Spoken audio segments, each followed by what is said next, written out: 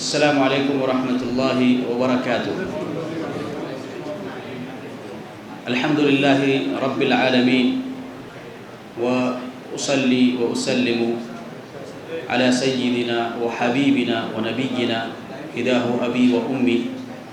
سیدنا محمد صلی اللہ علیہ وسلم وعلی آلہ وصحبہ ومن تبعهم بإحسان إلى يوم الدين، أما بعد، قال الله تعالى في كلامه المجيد: وأن المساجد لله فلا تدعوا مع الله أحدا. وعن عثمان بن عفان رضي الله عنه قال: قال رسول الله صلى الله عليه وسلم: من بنى لله مسجدا بنى الله له بيتا في الجنة. قابل احترام علماء کرام، سابق امام و خطیب جامع مسجد محصلہ فضیلۃ الشیخ عبد الخالق ریاضی حفظہ اللہ ومتعہ الصحہ والعافیہ، موجودہ امام فضیلۃ الشیخ عبد المعید مدنی حفظہ اللہ، ممبئی سے تشریف لائے ہوئے خطیب خاص الشیخ عبد الحکیم مدنی حفظہ اللہ، معزز صدر جماعت المسلمین،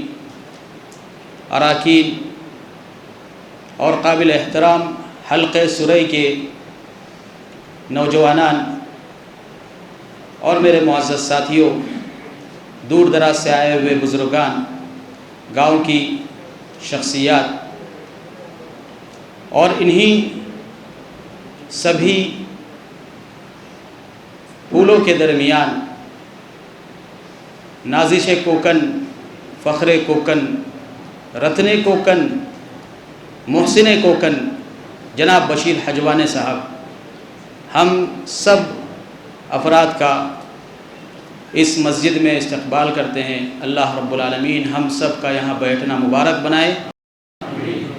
اس مسجد کا افتتاح جو ان مبارک ہستیوں کی موجودگی میں ہوا ہے، اللہ رب العالمین اس میں برکت نصیب فرمائے۔ اس مسجد کو اللہ رب العالمین تا قیامت نماز کی جگہ مقرر فرمائے، ہم سبھی حضرات کو نماز کو قائم کرنے والا بنائے، اور اللہ رب العالمین ہماری ساری مسجدوں کی حفاظت فرمائے، سارے مسلمانوں کو مسجد آباد کرنے اور انہیں اللہ کی عبادت کرنے کی توفیق نصیب فرمائے۔ میرے عزیز بھائی اور دوستو، آج ہمارے لیے کئی خوشیاں ایک ساتھ جمع ہیں۔ یہ اللہ رب العالمین کا بے انتہا احسان ہے کہ اللہ تعالیٰ نے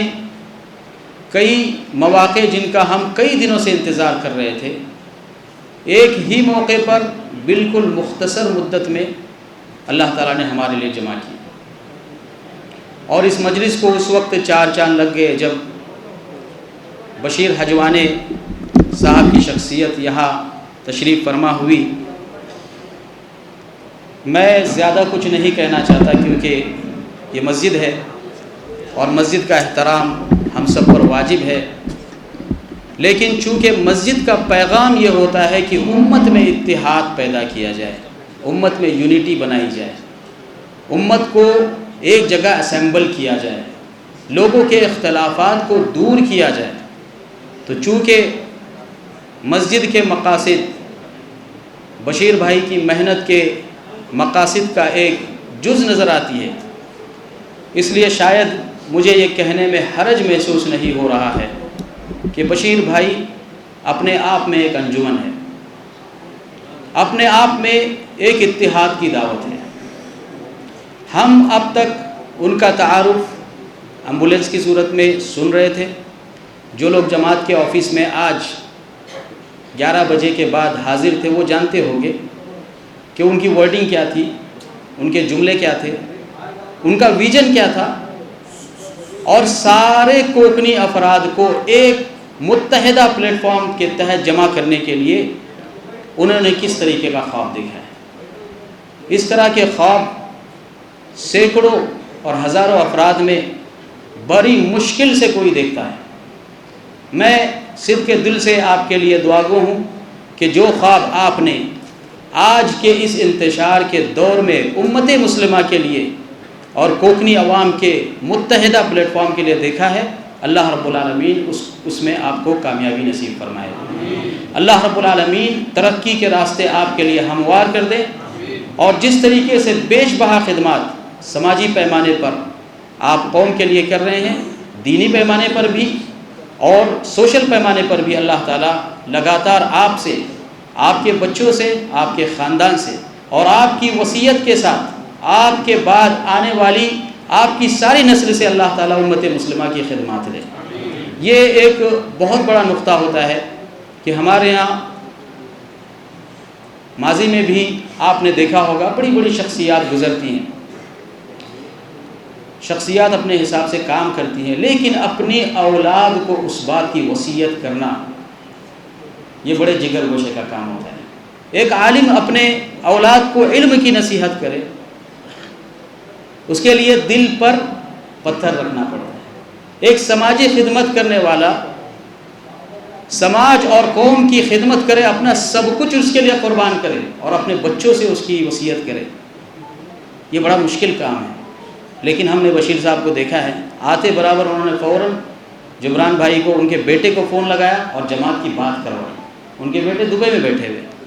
اس سے آپ اندازہ لگائیے کہ قوم اور سماج کی خدمت کا جذبہ صرف خود نہیں رکھتے، اپنے بچوں کو بھی انوالو کرتے ہیں۔ اللہ تعالیٰ اس طرح کی کیفیت ہم سب کو عطا کرے کہ ہم سب قوم اور سماج کی خدمت کرنے والے بن جائیں۔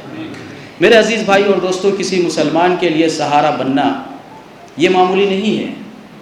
کوئی چھوٹی موٹی فضیلت نہیں ہے۔ اللہ کے نبی صلی اللہ علیہ وسلم فرماتے ہیں صحیح مسلم کی حدیث میں، من نفس عن مسلم کربۃ من کرب الدنیا نفس اللہ عنہ کربۃ من کرب یوم القیامہ، کہ جو شخص کسی مسلمان شخص کی دنیا کی مصیبت میں چھوٹا سا ساتھ دے تو اس کا یہ چھوٹا سا ساتھ قیامت کے لیے اس کے دن اس کی بہت بڑی مصیبت میں کام آتا ہے۔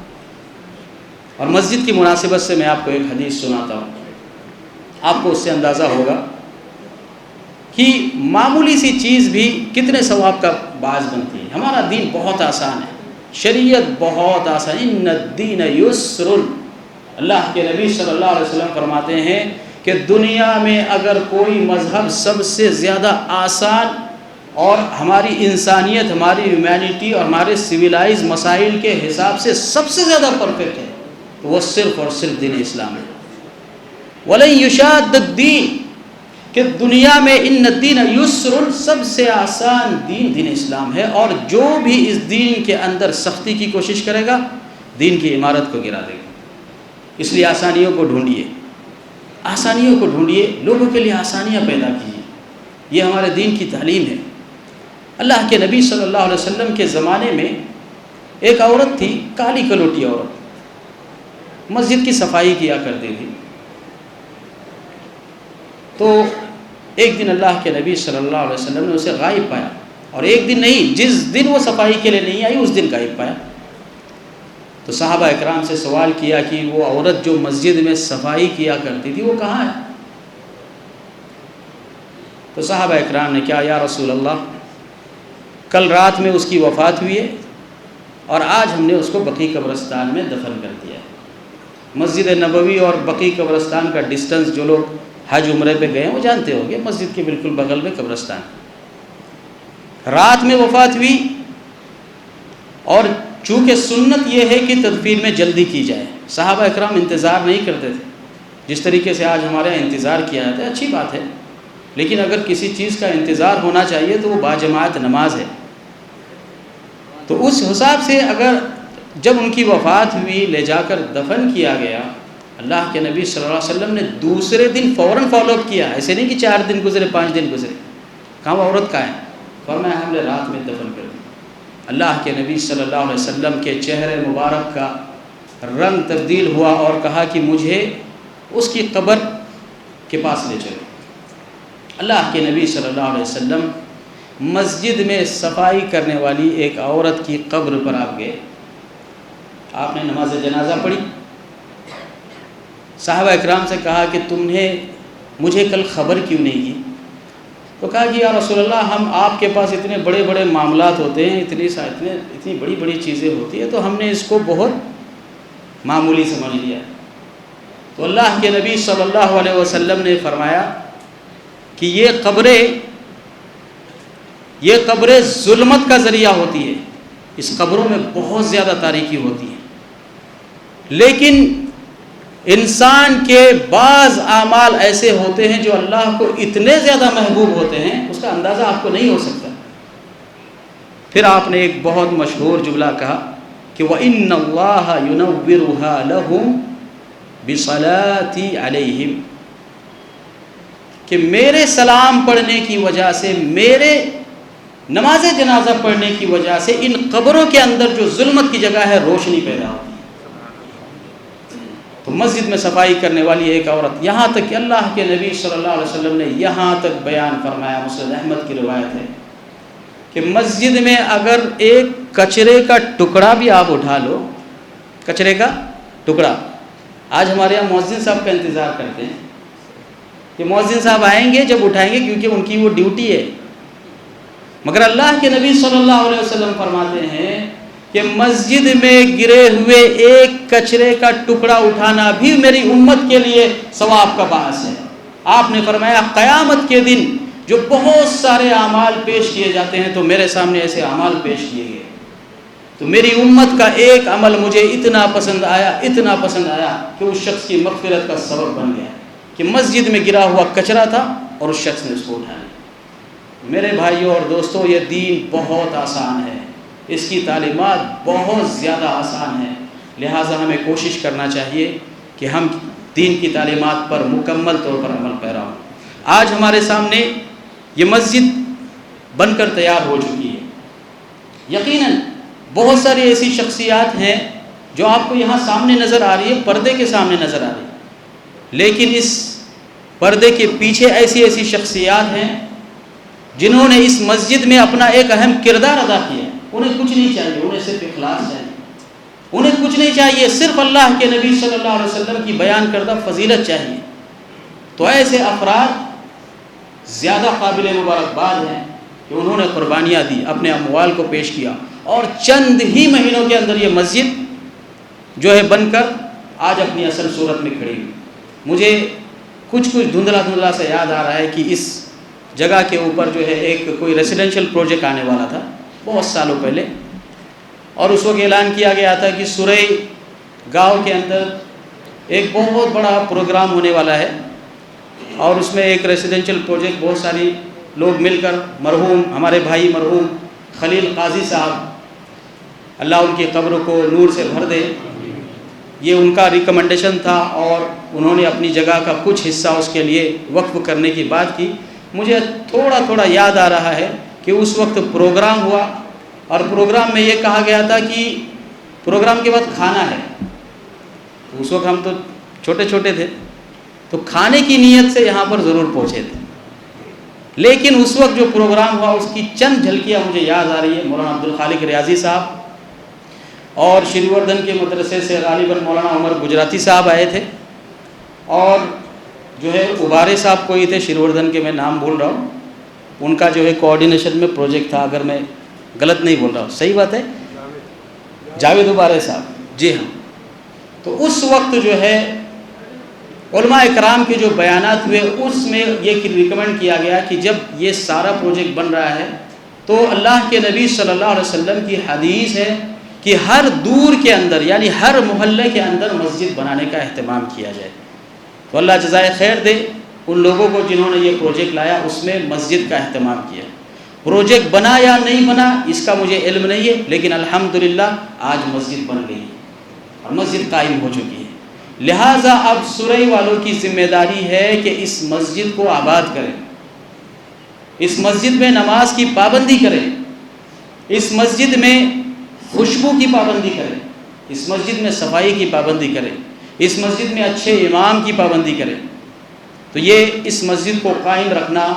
اور اس مسجد کو آباد رکھنا یہ آپ کی سب سے پہلی ذمہ داری ہے۔ مسجد کے بنیادی آداب میں سے ایک ادب یہ بھی ہے کہ نماز کو باجماعت ادا کیا جائے۔ میں اگر اس تفصیل میں چلے جاؤں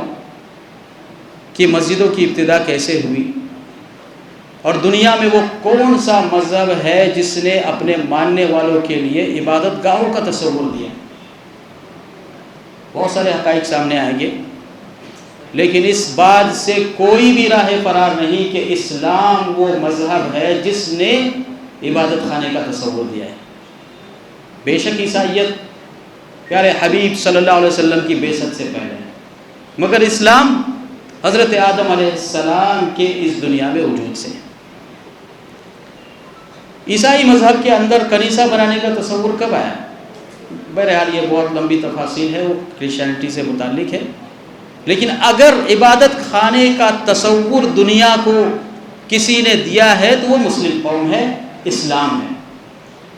اللہ کے نبی صلی اللہ علیہ وسلم نے مسجد بنانے کی بے شمار فضیلتیں بیان کی، فرمایا من بنا للہ مسجدا بنى اللہ لہ بیتا فی الجنہ،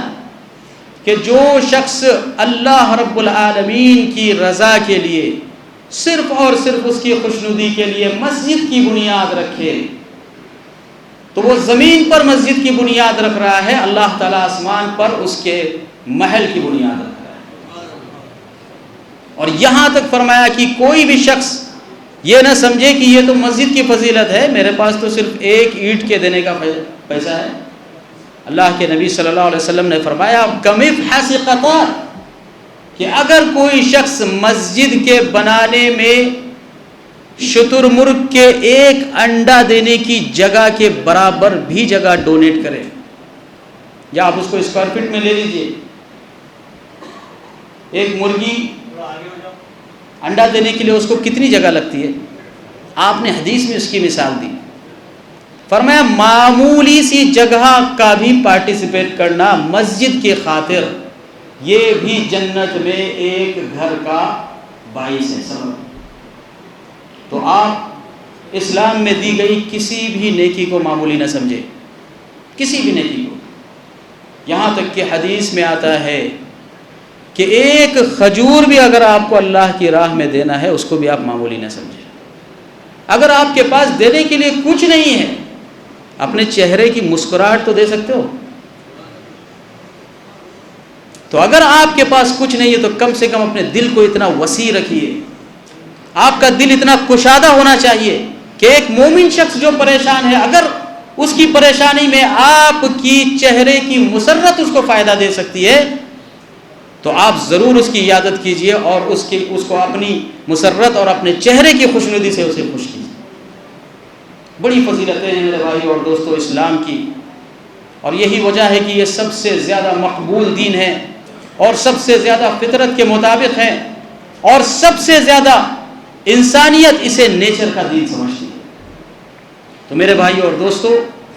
اس مسجد میں با جماعت نماز کی کوشش کیجئے۔ اللہ کے نبی صلی اللہ علیہ وسلم نے فرمایا کہ مسجد کے اندر با جماعت نماز ادا کرنے کی فضیلت یہ ہے کہ اگر آپ فجر کی نماز 2 رکعت مسجد میں ادا کرو اور 27 بار وہی 2 رکعت اپنے گھر میں ادا کرو تو مسجد کی 2 رکعت کے برابر نہیں پہنچ سکتے۔ یہاں تک کہ اللہ کے نبی صلی اللہ علیہ وسلم نے فرمایا من صلی الفجر فی جماعہ فہو فی ذمۃ اللہ،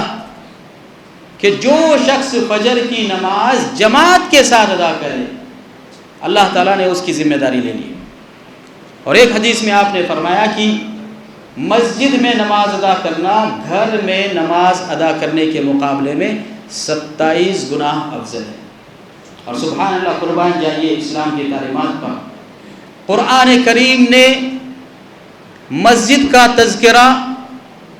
کلام پاک میں 27 بار کیا ہے، اور نبی پاک صلی اللہ علیہ وسلم نے با جماعت ادا کرنے کا ثواب 27 فرمایا ہے۔ تو میرے عزیز بھائیوں، کوشش کیجئے کہ جماعت کے ساتھ مسجد میں نماز ادا کی جائے۔ اسی طریقے سے مسجد میں صفائی کا اہتمام کرنا چاہیے، اور یہ صرف ایک شخص کی ذمہ داری نہیں ہے، ہاں اس شخص کی ذمہ داری جسے دی جاتی ہے اس کی تو دوہری ذمہ داری ہے، یہ اس کا فرض ہے، مگر ہر وہ شخص جو اس مسجد میں آتا ہے وہ اخلاقی ناحیے سے اور تربیت کے ناحیے سے اپنا بھی یہ فریضہ سمجھے کہ مسجد کی صفائی میں حصہ لینا یہ اس کے لیے باعث ثواب ہے۔ مسجد کے آداب میں سے ایک بنیادی سبب یہ بھی ہے کہ مسجدوں کو پوسٹر سے خالی رکھا جائے، مسجدوں کو پوسٹر سے اور دینی اعلانات سے خالی رکھا جائے۔ جی ہاں، ہمارے یہاں عموماً ہندوستان میں یہ رواج ہے کہ مسجدوں میں پوسٹر لگائے جاتے ہیں، اعلانات لگائے جاتے ہیں، دعا کے نام پہ، کیلنڈر کے نام پہ اور دیگر چیزوں کے نام پہ۔ لجنہ دائمہ جو سعودی عرب کی فتویٰ کمیٹی ہے،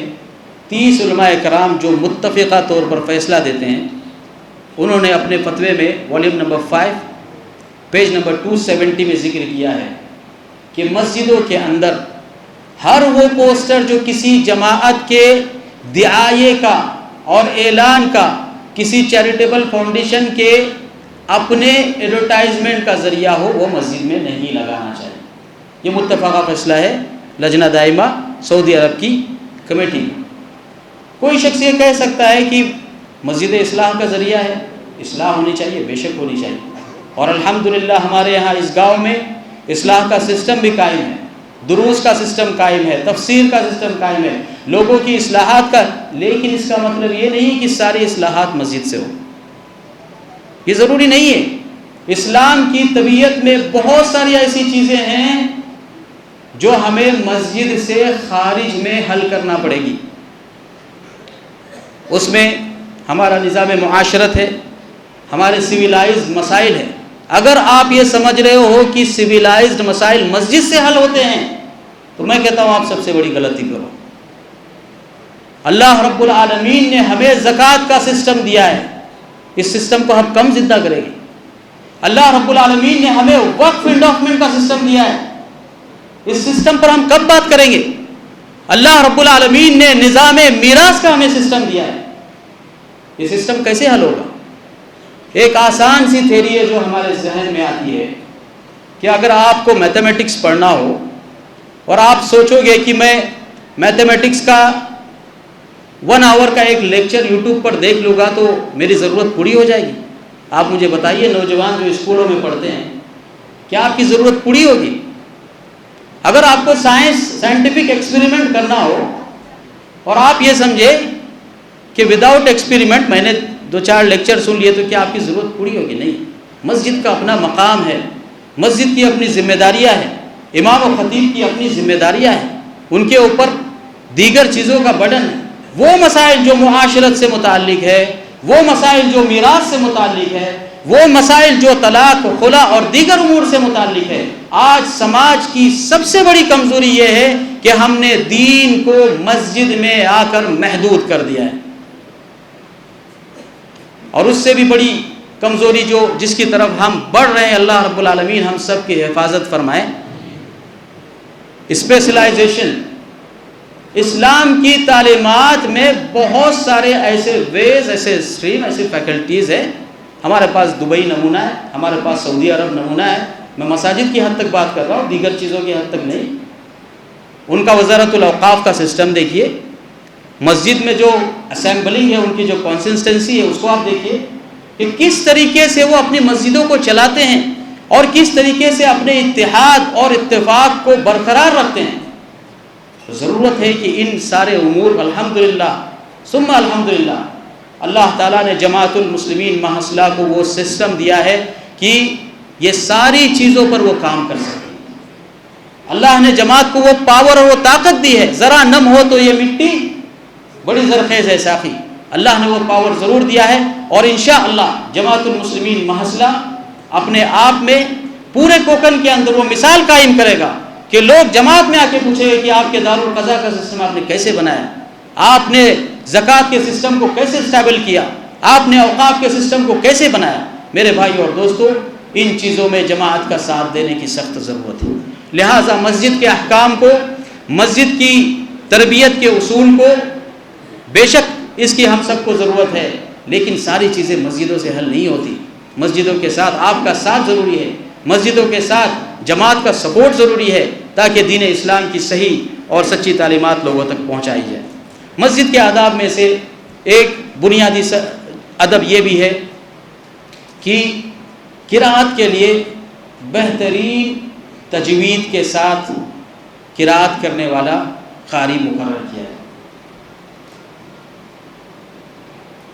تجوید کے ساتھ قرأت کرنا بعض علماء کرام کی رائے کے مطابق یہ واجب ہے، اور اللہ کے نبی صلی اللہ علیہ وسلم بذات خود تجوید کے ساتھ قرأت فرماتے۔ اللہ کے نبی صلی اللہ علیہ وسلم نے فرمایا الماہر بالقرآن مع السفرۃ الکرام البررہ۔ رسول اکرم صلی اللہ علیہ وسلم فرماتے ہیں کہ وہ شخص جو قرآن کی تلاوت انتہائی زیادہ مہارت کے ساتھ کرتا ہے، قیامت کے دن اس کا اتنا بڑا مرتبہ ہوگا کہ انسانوں کی صف میں اسے اٹھایا نہیں جائے گا بلکہ فرشتوں کی صف میں اسے اٹھایا جائے گا۔ کتنی بڑی فضیلت ہے، اور ہم میں سے کتنے لوگ اس بات کا اہتمام کرتے ہیں کہ تجوید کے ساتھ، حسن قراءت کے ساتھ قرآن کریم کو پڑھا جائے۔ اللہ کے نبی صلی اللہ علیہ وسلم نے ایک مرتبہ فرمایا، انس بن مالک رضی اللہ تعالی عنہ کی روایت ہے مسند احمد کے اندر، آپ نے فرمایا کہ جس شخص کو بھی قرآن کریم کو اس حالت میں دیکھنا ہے جس حالت میں جبرائیل علیہ السلام اللہ رب العالمین کی طرف سے لے کر مجھ پر نازل ہوئے ہیں، تو ابن ام معبد کی قرأت کو سن لے، یہ وہ قرأت ہے جو اللہ رب العالمین کو محبوب ہے۔ اور ایک حدیث میں آتا ہے، صحیح بخاری کی حدیث ہے، راوی انس بن مالک رضی اللہ تعالی عنہ ہے،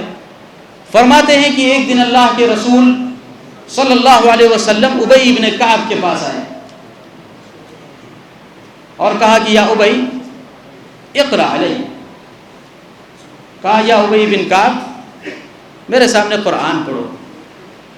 کہا یا رسول اللہ میں قرآن پڑھوں؟ تو اللہ کے نبی صلی اللہ علیہ وسلم نے فرمایا کہ اللہ رب العزت نے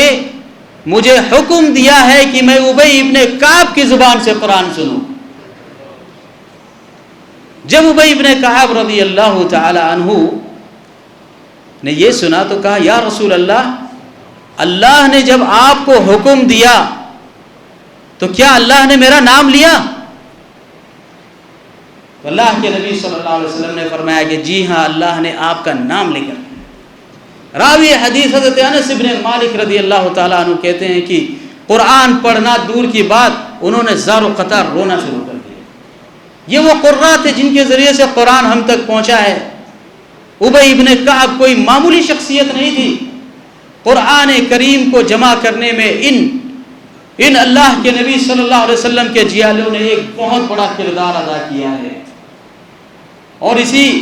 تجوید اور اسی مہارت کے ساتھ قرآن نقل ہوا ہے اور ہم تک پہنچا ہے۔ دنیا میں کوئی ایسی کتاب نہیں ہے جو اپنے زیر و زبر کے ساتھ محفوظ ہو سوائے قرآن مجید کی۔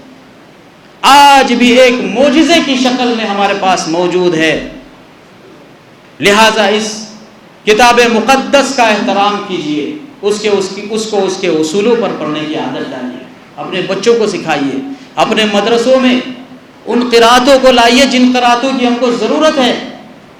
جن کے ذریعے سے قرآن کریم کی عظمت باقی رہ سکتی ہے۔ لہٰذا قرآن کریم کو تجوید کے ساتھ پڑھنے والا قاری مقرر کرنا یہ زیادہ بہتر ہے۔ ایک اور حدیث میں اللہ کے نبی صلی اللہ علیہ وسلم نے فرمایا زینوا القرآن باصواتکم فإن الصوت الحسن یزید القرآن حسنا، کہ قرآن کریم کو اپنی بلبل یا سریلی آواز کے ساتھ مزین کرنے کی کوشش کرو، اس لیے کہ قرآن کریم کو بہترین آواز میں پڑھنا یہ قرآن کے حسن میں اضافہ کرتا ہے۔ لہٰذا آپ اندازہ لگائیے کہ اتنی بڑی فضیلت اگر قرآن کے تلاوت کی، اس کے تجوید کی اور حسن قراءت کی ہے، تو ہمیں اپنی مسجدوں کے انتخاب میں اس کا کس قدر اہتمام کرنا چاہیے۔ لہٰذا ہمیں کوشش کرنی چاہیے کہ اس مسجد کے اندر آپ امام رکھیں